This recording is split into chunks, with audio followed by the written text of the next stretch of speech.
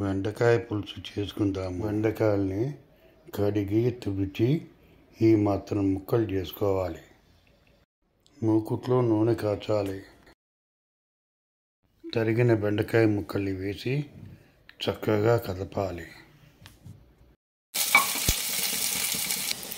కొద్దిగా ఉప్పు వేసి కలుపుదాం. పసుపు వేసి చక్కగా కలపాలి.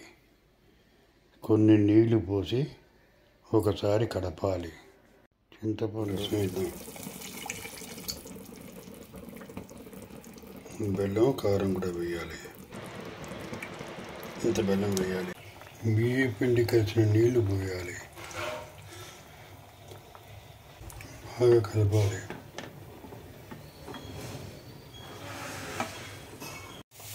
ఇందులో ధనియాల పొడి వేయాలి.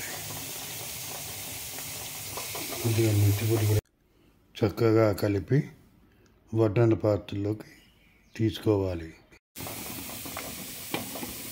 దైవ నివేదన చేసి పట్టించాలి. Thank you for watching.